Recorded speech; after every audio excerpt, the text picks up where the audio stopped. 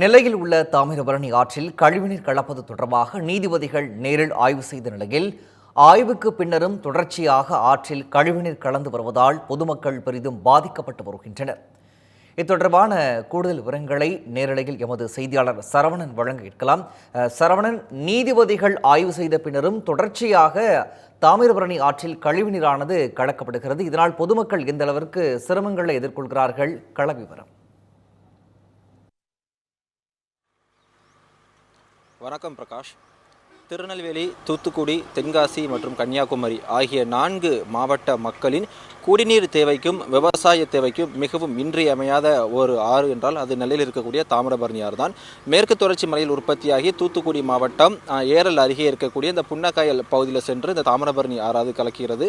அது மட்டும் இல்லாமல் திருநெல்வேலியில் கடந்த 2024ஆம் ஆண்டு அக்டோபர் மாதம் சென்னை உயர்நீதிமன்ற மதுரை கிளை நீதிபதிகள் சுவாமிநாதன் மற்றும் புகழேந்தி ஆகிய இருவருமே நெல்லை மாவட்டத்திற்கு நேரில் வருகை தந்து திருநெல்வேலி மாவட்டத்தில் இருக்கக்கூடிய தாமிரபரணி ஆற்றில் கலக்கக்கூடிய இந்த கழிவு நீர் குறித்து நேரில் ஆய்வு செய்திருந்தார்கள். நீதிபதிகள் ஆய்வு செய்து ஒரு மிகப்பெரிய ஒரு அதிருப்தி அடைந்ததையும் நம்மால் அந்த சமயத்தில் கேட்க முடிந்தது. திருநெல்வேலி உட்பட 4 மாவட்ட மக்களின் குடிநீர் தேவைக்கு மிகவும் இன்றியமையாததாக இருக்கக்கூடிய இந்த தாமிரபரணி ஆற்றில் பல்வேறு பகுதிகளில் இருந்தும் கலக்கக்கூடிய கழிவுநீர் குறித்து ஒரு அதிர்ச்சி அடைந்திருந்தார்கள்.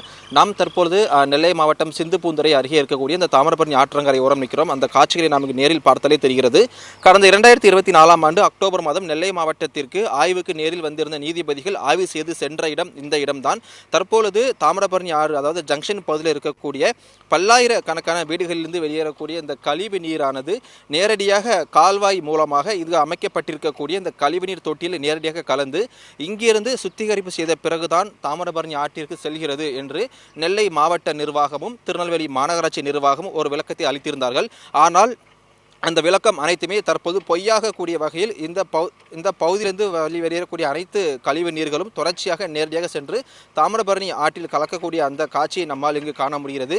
எந்த ஒரு சுத்திகரிப்பும் இல்லாமல், எந்த ஒரு முன்னெச்சரிக்கையும் இல்லாமல் மொத்தமாக வரக்கூடிய அனைத்து கழிவு நீர்களும் நேரடியாக சென்று அந்த தாமிரபரணி ஆற்றில் கலக்கக்கூடிய அந்த ஒரு காட்சி நம்மால் இங்கு காண முடிகிறது. அது மட்டும் இல்லாமல் பல விவசாய பொதுமக்களும் தங்களுடைய அன்றாட தேவைக்கு பயன்படுத்தக்கூடிய இந்த தாமிரபரணி ஆறானது மிகவும் மாசறிந்து வரக்கூடிய அந்த ஒரு பரிதாப நிலை தான் நாம் தற்போது பார்த்து கொண்டிருக்கிறோம்.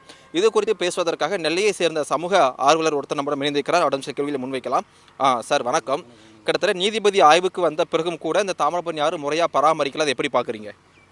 அதாவது இது ரைட் டு லிவ், இந்திய அரசியலமைப்பு சாசனம் பிரிவு 21 வாழ்வதற்கான உரிமை, சுத்தமான நீருக்கான உரிமை, சுத்தமான சுகாதாரமான சூழ்நிலையில் வாழ்வதற்கான உரிமை அப்படிங்கிற அந்த உரிமைகள் எல்லாம் வழங்கப்பட்டிருக்கு.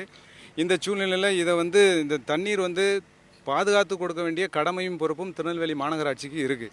அவங்க என்ன செய்கிறாங்கன்னா, சட்டத்தையும் மக்களையும் ஏமாற்றும் நோக்கிலேயே சென்று கொண்டிருக்கிறார்களே ஒழிய உண்மையிலேயே இந்த நீரை பாதுகாத்து கொடுக்க வேண்டும் என்கின்ற அந்த கடமையே அவங்களுக்கு இல்லை. இப்போ நீதிபதிகள் பார்வையிட்டு போனதுக்கப்புறம் திருநெல்வேலி மாவட்ட ஆட்சித்தலைவர் ஒரு அறிக்கை வெளியிட்டிருக்காங்க. தாமிரபரணி மிஷன் என்று சொல்லக்கூடிய ஒரு அறிக்கை. அந்த அறிக்கையில் சொல்லியிருக்காங்க, இந்த டிவாட்ஸ் என்று சொல்லக்கூடிய இந்த தொட்டிகளை இந்த தொட்டிகள் இன்எஃபிஷியன்ட். அது மட்டும் இல்லை, இது இங்கே எந்த விதமான சுத்திகரிப்பும் பண்ணலை. அது இது ஃப்ளட் லெவலுக்குள்ளே இருக்குது. அதனால் இந்த தொட்டிகள் எல்லாத்தையுமே அகற்றணும். அது மட்டும் இல்லை, இனிவரும் திட்டங்களில் இது போன்ற தொட்டிகளை நீங்கள் அனுமதிக்கக்கூடாதுன்னு சொல்லி உத்தரவும் போட்டு போயிருக்காங்க. ஆனால் இன்று வரை இதே நிலை நீடிச்சுக்கிட்டு இருக்கு. அதாவது 2021 ஓராண்டு காலம் சீவேஜை வெளியிட்டதற்காக இந்த திருநெல்வேலி மாநகராட்சிக்கு 28.25 கோடி ரூபாய் தமிழ்நாடு மாசு கட்டுப்பாடு வாரியத்தினுடைய திருநெல்வேலி மாவட்ட சுற்றுச்சூழல் பொறியாளர் விதித்து அதை தமிழ்நாடு மாசு கட்டுப்பாடு வாரியத்துடைய தலைமையகத்திற்கு அனுப்பியுள்ளார். அந்த தொகையை வசூல் பண்ணியிருக்கணும்ல. இன்று வரை தமிழ்நாடு மாசு கட்டுப்பாடு வாரியம் அந்த தொகையை ஏன் வசூலிக்கவில்லை? அப்படி அவங்க வசூலிக்க தவறியதன் காரணமாக தொடர்ந்து இந்த குற்ற செயல் நடைபெற்றிருக்கிறது. இந்த உத்தரவு பிறப்பிக்கப்பட்டது 2021, இன்னைக்கு 2025. ஆக தொடர்ந்து 5 ஆண்டுகளாக இந்த சூழ்நிலை நிகழ்ந்து கொண்டிருக்கிறது. அப்போ ஒரு வருடத்திற்கு 28.25 கோடி ரூபான்னா 5 வருடங்களுக்கு கிட்டத்தட்ட 150 கோடி ரூபாய் இன்னைக்கு சுற்றுச்சூழல் இழப்பீட்டு தொகையாக திருநெல்வேலி மாநகராட்சியிடமிருந்து வசூல் செய்ய வேண்டும். ஆனால் இன்னை வரைக்கும் வசூல் செய்யப்படவில்லை. அது மட்டும் இல்லை, நம்ம இது குற்ற செயல். அதாவது வாட்டர் ஆக்ட் பிரிவு 24-25 நீர்நிலைகளை கழிவுநீர் செல்லும் ஓடையாக பயன்படுத்துவது இது குற்றம்னு சொல்லுது. அப்புறம் இதை மாசு கட்டுப்பாடு வாரியத்திடம் CTO என்று சொல்லக்கூடிய ஒரு அனுமதியை வாங்கணும், கன்சென்ட் டு ஆப்ரேட். அந்த அனுமதியை வாங்கணும். அந்த அனுமதிக்கு ஒரு கட்டணம் கட்டணும்.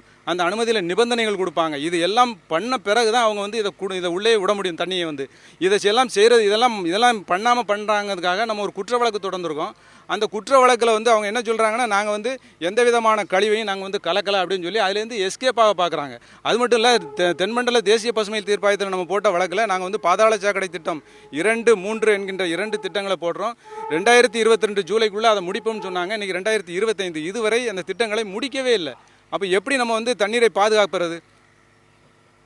சமூக ஆர்வலர் கூறிய கருத்தை கேட்க முடிந்தது பிரகாஷ். கிட்டத்தட்ட 2024ஆம் ஆண்டு நெல்லை மாவட்டத்திற்கு ஆய்வுக்காக வந்திருந்த நீதிபதியும் வந்து இதை பார்த்து ரொம்ப அதிருப்தி அடைந்திருந்தாங்க. அப்பொழுது நீதிபதிகளிடமிருந்து கூறப்பட்ட அனைத்து தகவல்களும் இங்கே நம்ம பார்க்கக்கூடிய காட்சிகள் வாயிலாக அனைத்துமே போய் என்று நிரூபணம் ஆகியிருக்கிறது. அது மட்டும் இல்லாமல் கடந்த 2021ஆம் ஆண்டு திருநெல்வேலி மாவட்டம் தாமிரபரணி ஆற்றில் தொடர்ச்சியாக கழிவுநீர் கலப்பது தொடர்பாக தமிழ்நாடு மாசு கட்டுப்பாட்டு வாரிய ஆணையத்தின் திருநெல்வேலி மாவட்ட பொறியாளர் வந்து கிட்டத்தட்ட 28 கோடி ரூபாய் நெல்லை மாநகராட்சிக்கு வந்து அபராதம் விதித்திருக்கிறார். ஆனால் தற்போது வரை அந்த கோப்புகள் அனைத்துமே வந்து கிடப்பில் போடப்பட்டுள்ளதாகவும் திருநெல்வேலி மாநகராட்சி அதன் தொடர்பாக ₹1 கூட தற்போது வரை அபராதம் செலுத்தப்படவில்லை அப்படின்ற மாதிரி மிக முக்கியமான குற்றச்சாட்டையும் பதிவு செய்திருக்கக்கூடிய கருத்தை நம்மால் கேட்க முடிகிறது பிரகாஷ்.